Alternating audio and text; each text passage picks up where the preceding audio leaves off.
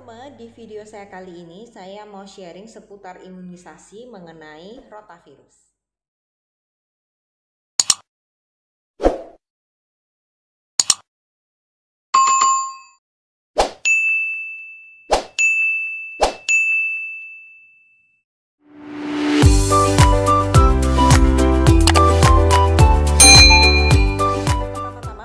Dulu nama saya Dr. Stephanie Paulus. Saya seorang beauty and health consultant dan seorang business online mentor. Nah, di video saya kali ini teman-teman saya akan mau sharing juga ya, dan sekalian dokumentasi ya, dimana bayi saya Jennifer kemarin baru aja melakukan imunisasi yang namanya rotavirus ya.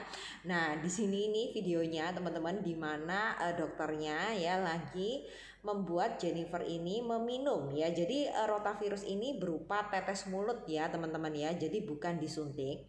Dan biasanya dokternya meminta untuk sebelum imunisasi ya, bayinya itu dipuasakan dulu ya. Jadi tujuannya apa? Tujuannya supaya kalau bayinya itu haus, terus dimasukin, ditetesin vaksinnya, itu langsung ditelan oleh bayinya. Intinya tuh kan kayak gitu ya. Nah, di sini teman-teman, apa sih sebenarnya yang namanya rotavirus? Sebenarnya apa sih yang namanya vaksin rotavirus itu ya? Vaksin rotavirus itu adalah vaksin yang ditujukan untuk pencegahan terhadap diare ya.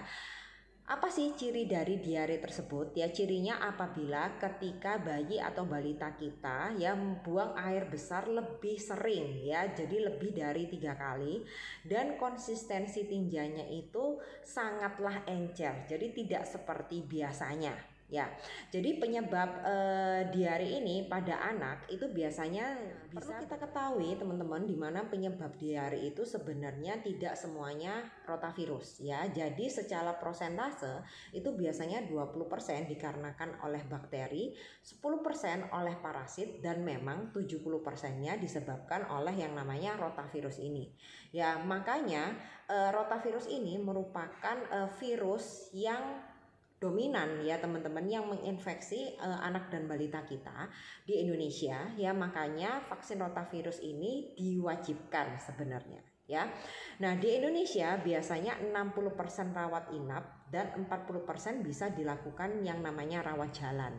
Tentunya kalau misalnya dilakukan dengan rawat jalan ini perlu pengawasan khusus ya. Yang pasti bayi atau balitanya itu asupan untuk menggantikan cairan yang berkurang itu masih oke. Tapi kalau misalnya lebih rewel terus asupannya kurang, biasanya kita tidak menyarankan untuk rawat jalan ya. Jadi lebih baik untuk di rumah sakit, sehingga kita bisa benar-benar menghitung berapa cairan yang harus digantikan melalui yang namanya cairan infus. Nah, gejala di sini yang pertama adalah lebih sering buang air besar dan tinja yang sangat encer. Setelah itu yang kedua bisa juga dengan yang namanya muntah-muntah ya. Jadi pengurangan cairan itu tidak hanya dari buang air besar, tapi dari muntahan itu juga. Yang ketiga ada timbul yang namanya dehidrasi atau kekurangan cairan, yang biasanya ditandai paling gampang dengan dilihat dari matanya sini loh teman-teman. Jadi biasanya ini sangat cowong sekali, ini akan kayak gitu. Dan selain itu juga ada demam ya. Jadi apabila demamnya tinggi itu juga menguras yang namanya air teman-teman ya. Jadi makanya kenapa kalau misalnya anak kita demam itu harus lebih banyak minum air. Apa sih akibatnya kalau misalnya anak kita atau balita kita sering mengalami diare berulang ya? Biasanya akan mengalami pertumbuhan tinggi badan yang terhambat ya, karena jelas aja karena nutrisinya banyak yang terbuang dan tidak tergantikan ya. Jadi penyerapannya untuk memenuhi pertumbuhan tulang dan sebagainya jelas aja itu berkurang. Setelah itu ada yang namanya kebugaran terganggu. Kebugaran itu adalah imunitas atau kesehatan badannya. Tentu aja karena makanannya tidak diserap tapi dibuang, dimuntahkan. Ini yang kayak gitu. Yang ketiga biasanya kecenderungan untuk tertinggal atau secara IQ-nya itu lebih menurun ya. Karena apa? Karena biasanya pada anak-anak ini biasanya adalah golden period masa pertumbuhan, dan apabila sering terjadi diare atau muntah, semua nutrisinya terbuang, itu tidak akan membentuk yang namanya sel otak secara maksimal. Nah, bagaimana caranya kita membuat atau mencegah ya terjadinya diare ini pada anak? Nah, ini adalah yang pertama adalah menyediakan yang namanya aksi eksklusif selama 6 bulan. Tujuannya apa? Karena tujuannya bayi yang usianya kurang dari 6 bulan itu tentu aja imunitasnya itu sangat rentan. Jadi dengan dia ASI ya, dia bisa mendapatkan kekebalan tubuh dari sang ibu ya.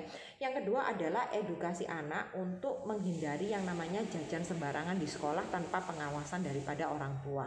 Ya, jadi sebaiknya kita sebagai orang tua adalah membawakan bekal dari rumah yang notabene kebutuhan gizinya kita tahu dan pasti lebih higienis. Yang ketiga adalah rutin mencuci tangan sebelum makan, setelah buang air kecil maupun buang air besar.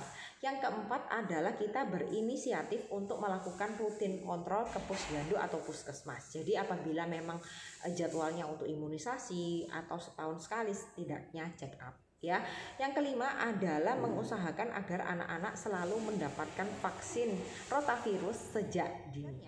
Port the entry dari rotavirus ini dari mana aja ya? Yang pertama pasti bisa dari makanan bayinya ya, karena biasanya anak sudah mulai makan kan sekitar usia 6 bulanan ya.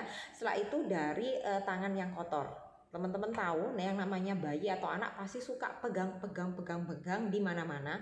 Dan kalau misalnya nggak disuruh cuci tangan, ngelihat makanan langsung aja main diambil ya.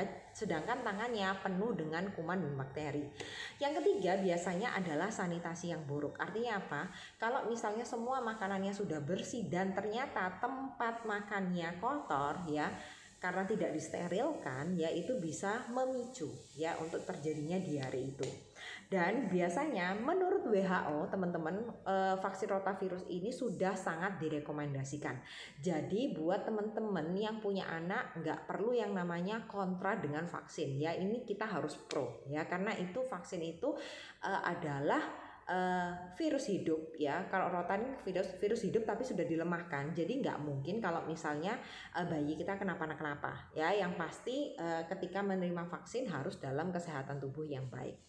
Nah, kapan aja vaksin ini diberikan ya? Vaksin ini diberikan melalui 3 tahap ya, pada saat dia berusia bulan kedua, bulan ketiga, dan bulan keempat.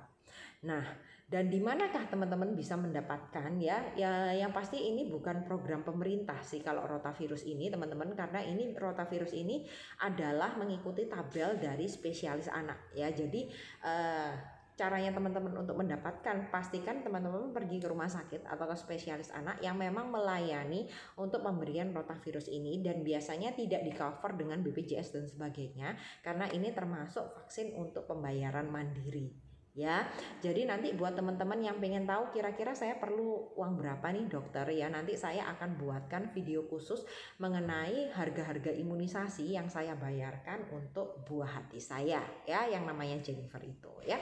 Oke, sekian dulu video edukasi dari saya teman-teman mengenai seputar vaksin. Apabila video ini membantu, jangan lupa untuk di-share kepada kenalan Anda, dan jangan lupa untuk subscribe, like, dan komen video YouTube saya, dan diklik tanda loncengnya teman-teman agar teman-teman mendapatkan notifikasi terbaru ketika saya mengupload video YouTube terbaru saya. Oke, sampai jumpa di video saya selanjutnya.